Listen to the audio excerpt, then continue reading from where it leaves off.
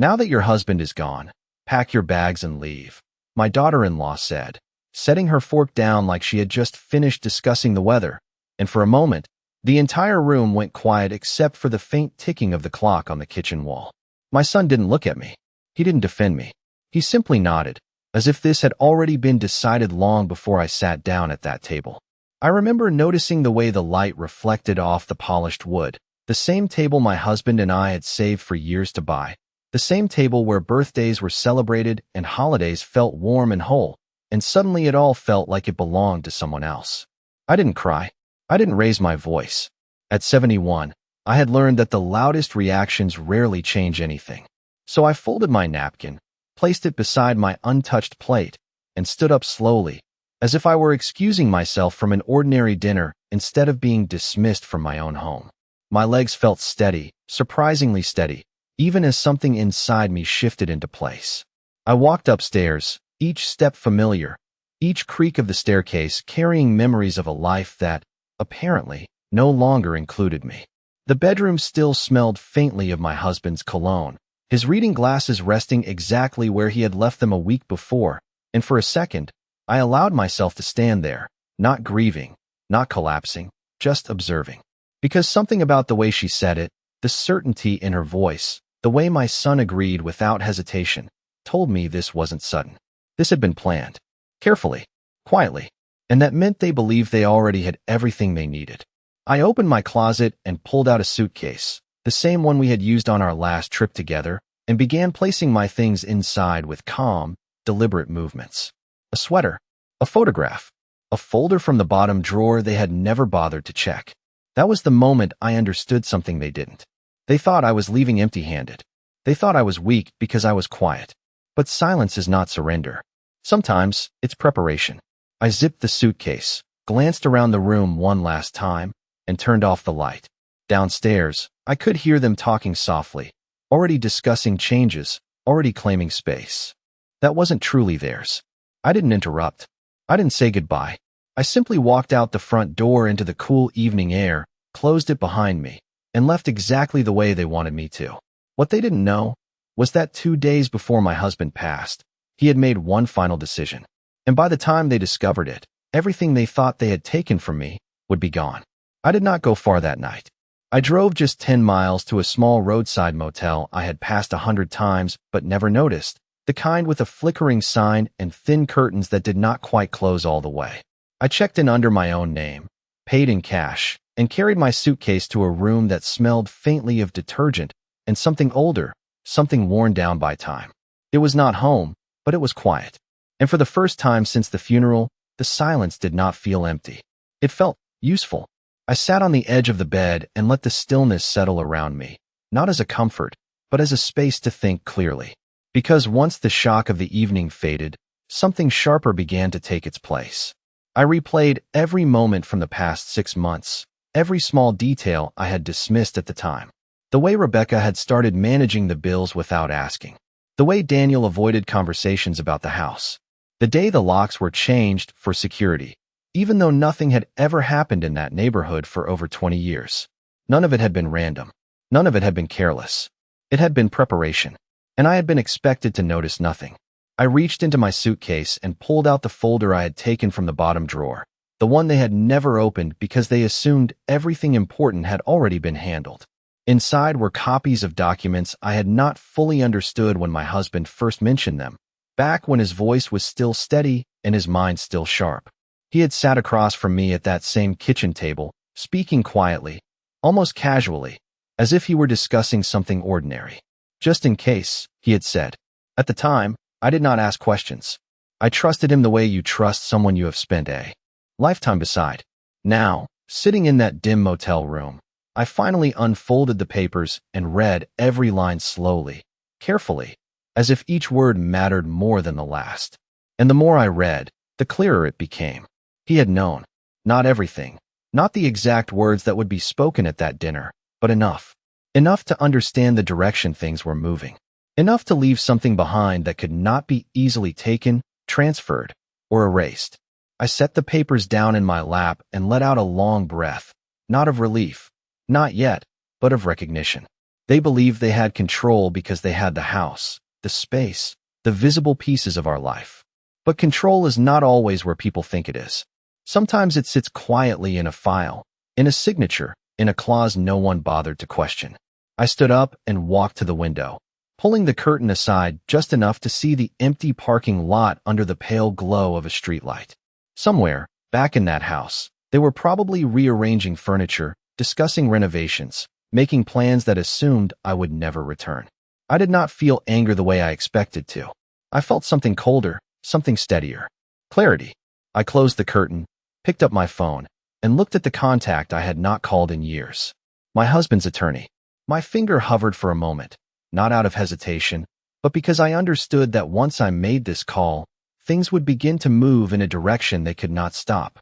Then I pressed dial and held the phone to my ear, listening to it ring, knowing that by morning, everything they thought was settled would begin to come undone. The line clicked, and a calm, familiar voice answered on the second ring, as if he had been expecting my call all along. "Margaret," he said, not surprised, not confused, just steady, the way he had always been when matters required precision. I did not waste time explaining everything. I did not need to. I simply said, "It is time." There was a pause, not of hesitation, but of confirmation, and then he replied, "I understand. Can you come in tomorrow morning?" I looked at the clock on the wall, its red numbers glowing in the dim room, and nodded even though he could not see me. "Yes," I said quietly. "I will be there." After I hung up, I placed the phone on the small table beside the bed and sat back, letting the weight of that decision settle in. Not as fear, not as doubt, but as something final. Because there are moments in life when everything shifts without noise, without warning, and you only recognize them when it is already too late to go back. I lay down fully dressed, staring at the ceiling, but sleep did not come. Instead, memories surfaced, not randomly, but in a pattern that now made sense. I remembered the afternoon Rebecca insisted on reviewing the insurance papers, her tone light, almost helpful, but her eyes too focused, too careful. I remembered Daniel standing behind her, not speaking, just watching, as if waiting for something to be confirmed. I remembered the day my husband had asked me to sit with him in the study, his hands slightly unsteady as he signed documents I did not fully read, trusting him the way I always had. At the time, I thought it was about preparation, about making things easier after he was gone. Now I understood it was also about protection, not from the world outside, but from something much closer. Morning came slowly, a pale gray light slipping through the thin curtains, and I rose without hesitation. I washed my face, brushed my hair, and chose a simple navy coat, the same one I wore to the funeral, not out of sentiment, but because it felt appropriate for what was about to happen. Outside, the air was cool, crisp enough to sharpen my thoughts as I drove across town, each mile creating more distance between me and the house I had left behind. Traffic was light, the streets quiet in that early hour when most people were just beginning their day, unaware of the quiet decisions unfolding around them. When I arrived at the office building, nothing had changed. The same glass doors, the same polished floors, the same receptionist who greeted me with a polite nod, as if I had only been there last week instead of years ago. He was waiting for me inside, standing near the window with a folder already in his hands. "Good morning, Margaret," he said, and there was something in his expression that told me he already knew how this would end. I took a seat across from him, placing my own folder on the desk, and for a brief moment, neither of us spoke. There was no need for small talk, no need for explanations. He opened the document slowly, turning it toward me, and said, "Your husband wanted this to remain undisclosed unless certain conditions were met." I looked down at the page, recognizing the signature immediately, steady and unmistakable, and felt that same clarity settle over me again. Not anger, not grief, just certainty. Outside that office, they believed the story was already finished. Inside this room, it was only just beginning. He slid the document closer to me, his finger resting lightly on a single paragraph, as if that was all that mattered, and in a way, it was. I leaned forward, reading each word slowly, carefully, not rushing, because I understood that this was not just legal language. This was intention. This was foresight. This was my husband speaking to me one last time through ink and paper. The clause was clear. If any beneficiary attempted to remove me from my primary residence, interfere with my access to shared marital assets, or act in a way that could be reasonably interpreted as coercion or exclusion, their claim would be immediately revoked.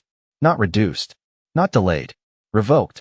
I read it again, just to be certain, my eyes tracing the signature at the bottom, the date, the witness marks. Everything was in order. Everything was deliberate. I sat back in the chair, letting the meaning settle fully this time, not as a possibility, but as a fact. They had already triggered it, without realizing it, without questioning it. They had said the words out loud, made the decision visible, and in doing so, they had crossed a line they did not even know existed. He was very specific. The attorney said quietly, watching me, not with sympathy, but with respect. He wanted to make sure you would never be displaced. I nodded once, slowly, because now I understood that afternoon in the study, the way my husband had paused before signing, the way he had looked at me not with fear, but with a kind of quiet certainty. He had seen something I had chosen not to see. Or perhaps I had seen it, and simply refused to believe it could go that far. Either way, he had prepared for it. What happens next? I asked, my voice steady, even, as if we were discussing something routine. He closed the folder and folded his hands together. Next, we notify all parties involved. Formally, there will be a meeting. They will be required to attend. I pictured Rebecca's expression, confident, controlled, already rearranging the house in her mind, already deciding what to keep and what to discard. I pictured Daniel beside her, quiet as always, convincing himself that everything they had done was reasonable, justified, necessary. And for a moment, I almost felt sorry for them. Not because of what was about to happen, but because they truly believed they were in control. Schedule it, I said, standing up, my coat falling neatly into place around me. There was no hesitation left now, no uncertainty, no lingering attachment to the version of my life that had ended at that dinner table. He gave a small nod, already reaching for his phone, already setting things into motion. I picked up my folder, holding it firmly this time, not as something fragile, but as something precise, something final. As I walked out of the office, the morning light seemed sharper, clearer, as if the world itself had shifted into focus. Across town, in a house filled with plans that no longer belonged to them, they were moving forward without knowing that the ground beneath them had already changed. And by the time they were asked to sit down and listen, by the time the truth was placed in front of them the way it had just been placed in front of me, there would be nothing left for them to argue, nothing left for them to claim, and nothing left for them to take. I did not return to the motel after leaving the office. Instead, I drove slowly through streets that felt both familiar and distant, as if I were moving through a version of my life that no longer fully belonged to me. I stopped at a small coffee shop on the corner of Maple and 3rd, the kind of place where no one asks questions and no one looks twice at a woman sitting alone by the window. I ordered a cup of black coffee, sat down, and placed the folder carefully on the table in front of me, my hand resting on top of it for a moment longer than necessary, not out of hesitation, but out of awareness. Because everything from this point forward would unfold exactly as it was written, not by me, but by the man who had spent decades understanding people better than I ever had. I watched the steam rise from the cup, thin and steady, and for the first time since the dinner, I allowed myself to think not about what I had lost, but about what had been revealed. There is a difference. Loss is something that happens to you. Revelation is something you carry forward. And what had been revealed to me was simple. I had been standing in the middle of a plan I did not see, surrounded by people I thought I understood. I replayed Rebecca's voice again in my mind, not the words themselves, but the certainty behind them, the way she had spoken as if ownership had already been transferred, as if I were already gone before I even stood up from that table. That kind of certainty does not come from impulse. It comes from preparation, from conversations held behind closed doors, from decisions made without ever including the one person who should have mattered most. I took a sip of coffee, letting the bitterness settle, grounding me in the present, and began to map out what would happen next. Not emotionally, but practically. The meeting would be scheduled. They would be notified. And when they received that notice, there would be confusion first, then irritation, then confidence, because they would believe it was a formality, a final step in securing what they already thought was theirs. That belief would carry them into the room. That belief would keep them sitting there when the documents were placed in front of them. And that belief would be the reason they would not see it coming until it was too late to change anything. I reached into my bag and took out my phone, checking the time, calculating how long it would take before the attorney made the calls, before the letters were sent, before everything began to shift. Across town, in that house, they were probably already making changes, moving things, rearranging spaces, claiming ownership in small, visible ways. I could almost see Rebecca standing in the kitchen, her voice steady, directing, deciding where things should go, what should stay, what should be removed. I could see Daniel following along, not questioning, not resisting, just accepting. And I wondered, not with anger, but with curiosity, whether either of them had paused, even for a second, to consider that I might not be as unaware as they believed, that I might not be as finished as they assumed. I finished my coffee, stood up, and slid the folder back into my bag, securing it with a quiet, deliberate motion. There was nothing left to prepare, nothing left to question. The next move was not mine. It was already in motion. And by the time they realized that the story they were telling themselves was no longer the real one, it would already be too late for them to rewrite it. The notice was delivered the next afternoon, not by email, not by a phone call, but by a formal envelope placed directly into their hands, the kind that cannot be ignored or casually dismissed. I imagine the moment clearly. Rebecca opening it first, her expression shifting from mild curiosity to irritation as she scanned the contents, her confidence still intact because she believed this was just another step in securing what she had already claimed. Daniel standing nearby, asking what it was, already expecting an answer that would reassure him, something simple, something manageable. But the words on that page were not simple. They were precise, they were direct, and they required their presence. I did not need to be there to see the first reaction. I could almost hear it. This must be a mistake. That would be the first thought, followed quickly by, we will clear it up. Because people who believe they are in control rarely consider the possibility that they are not. I spent that afternoon walking through a nearby park, the air cool and steady, the sound of distant traffic blending into the background as I moved along the path at a slow, even pace. There was no urgency in my steps, no need to rush. Everything that needed to happen was already moving forward without me. That is the part people often misunderstand. They think control comes from constant action, from pushing, from reacting. But sometimes, control is knowing when everything is already set in motion and allowing it to unfold exactly as it should. I sat on a bench beneath a tree whose leaves had just begun to turn, their color, shifting quietly, almost unnoticed unless you were paying attention. Change does not always arrive with noise. Sometimes it happens gradually, beneath the surface, until one day it becomes undeniable. I checked my phone once, seeing the missed call from Daniel, followed by a message that was short, controlled, but edged with something I had not heard from him in years. Uncertainty. Mom, we received something from the attorney. Call me. I did not respond. Not immediately. Not because I was avoiding him, but because there was nothing left to explain. Anything I could say would only delay what he would soon understand on his own. A second message followed an hour later. This one less controlled, more direct. We need to talk. I placed the phone back into my bag without replying, my decision already made. This conversation would not happen over the phone.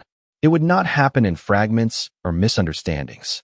It would happen in one place, at one time, with everything laid out clearly, without interruption, without denial. That was the only way it could happen. As the sun began to lower, casting long shadows across the path, I stood up and continued walking, my pace unchanged, my mind steady. Across town, the certainty that had carried them through the past weeks was beginning to shift, just slightly, just enough to create discomfort, just enough to raise questions they could not easily answer.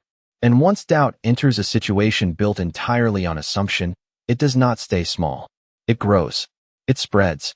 It unsettles everything it touches.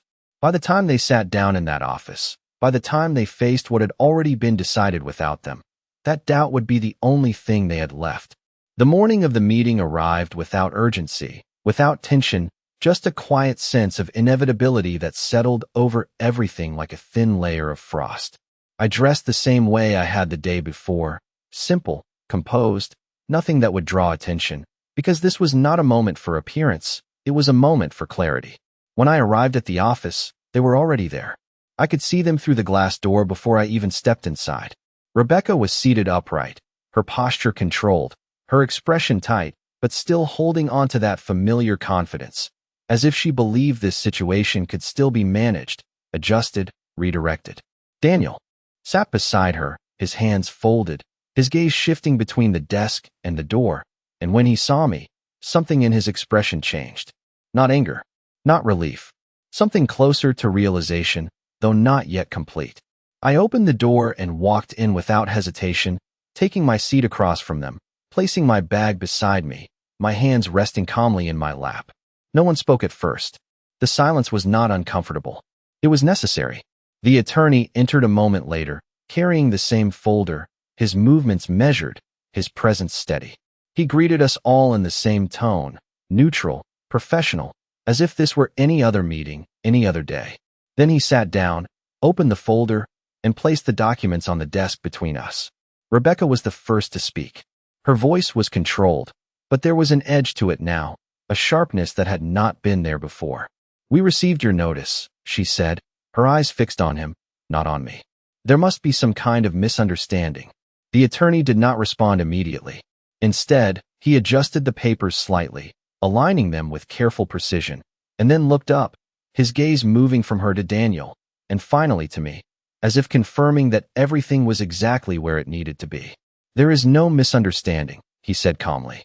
The words settled into the room without force, without emphasis, but their weight was unmistakable. Rebecca leaned back slightly, her expression tightening, her confidence beginning to shift, just enough to reveal the first trace of doubt. "That is not possible," she replied, her tone firmer now, more insistent.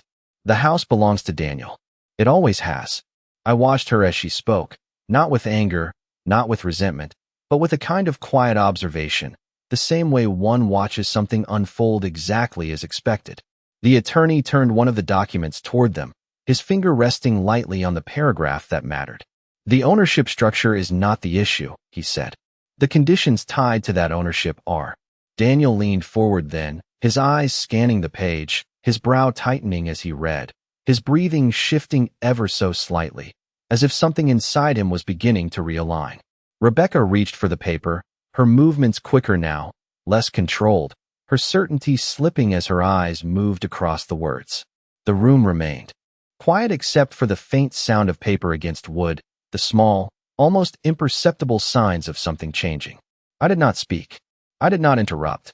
I simply sat there, watching as the story they had been telling themselves began to unravel, not dramatically, not loudly, but with a steady, undeniable precision that left no space for argument, no space for interpretation, and no space for escape. The shift was subtle at first, almost invisible, the kind of change that happens inside a person before it ever reaches their face, but I saw it in Daniel before I saw it in her. His eyes slowed as he read, his focus tightening, his breathing no longer steady, and when he reached the end of the paragraph, he did not look up immediately. He stayed there, staring at the page as if reading it again would somehow change what it said. Rebecca did not wait. She turned the page faster, her movements sharp now, controlled in appearance but rushed underneath, her confidence no longer grounded, but searching. "This does not apply," she said quickly, her voice rising just slightly, just enough to break the calm that had held the room until now. "This is not what happened." The attorney did not react to her tone. He simply slid another document forward, aligning it beside the first. "The language is very specific," he said, his voice even, almost quiet. "Any attempt to remove Mrs. Collins from her primary residence or to exclude her from access constitutes a direct violation."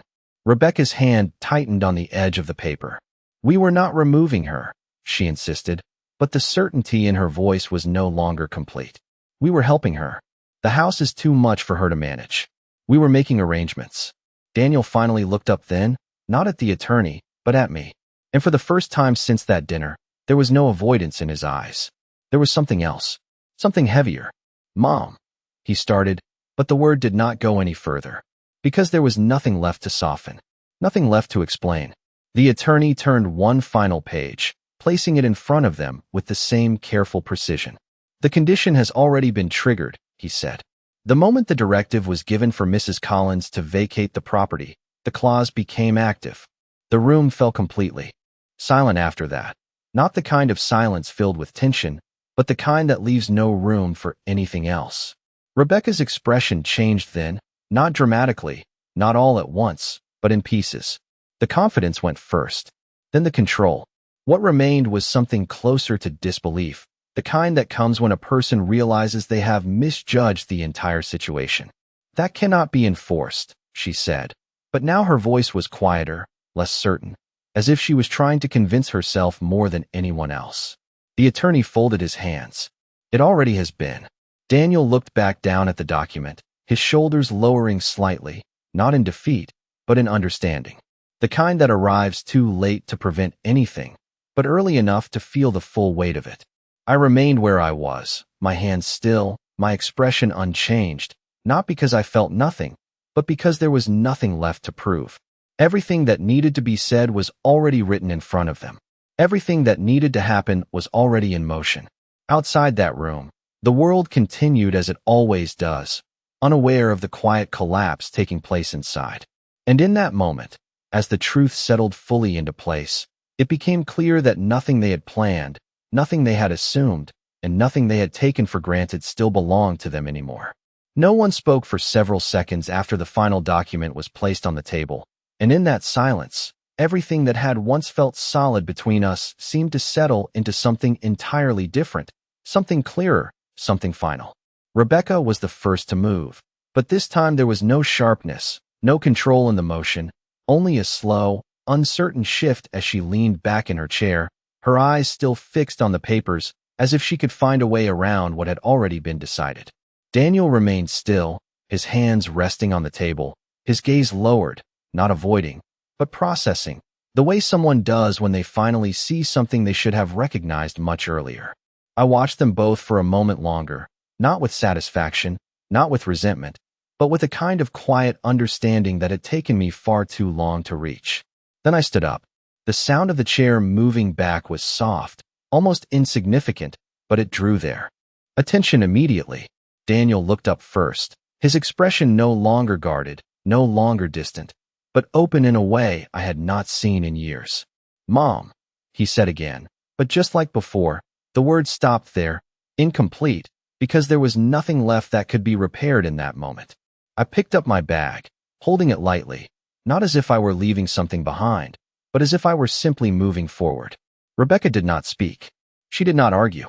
The certainty that had carried her into that room had been replaced by something else entirely, something quieter, something that did not have the same strength. The attorney remained seated, his role complete, his presence no longer needed for what came next. I looked at Daniel, meeting his eyes fully this time, not searching for an apology, not expecting anything at all, just acknowledging what was now undeniable between us. "Your father understood more than we gave him credit for," I said, my voice steady, even, carrying no anger, only truth. Daniel nodded slowly, the movement small but deliberate, as if accepting something that could not be undone. I did not say anything more. There was no need to explain, no need to revisit the past, no need to fill the silence with words that would not change anything. Some endings do not require discussion. They simply require recognition. I turned and walked toward the door, my steps unhurried, my posture unchanged, the same way I had walked out of the house days before, but this time there was no uncertainty, no question of where I stood. When I reached the hallway, the light from the windows stretched across the floor in long, steady lines, and for a brief moment, I paused, not to look back, but to take in the stillness of that space. Because this was not about taking something from them. It was about understanding what had never truly been theirs to take. I continued forward, the sound of my footsteps quiet against the polished floor, and stepped outside into the open air, where the world felt exactly as it had the day before, unchanged, steady, indifferent to what had just occurred. Behind me, in that room, they would begin to understand the full weight of what had happened, not all at once, but gradually, piece by piece, as the reality of their choices settled in. But that was no longer mine to carry. I adjusted my coat, took a slow breath, and walked toward my car, not as someone who had lost a home, but as someone who had finally seen the truth clearly enough to leave it behind.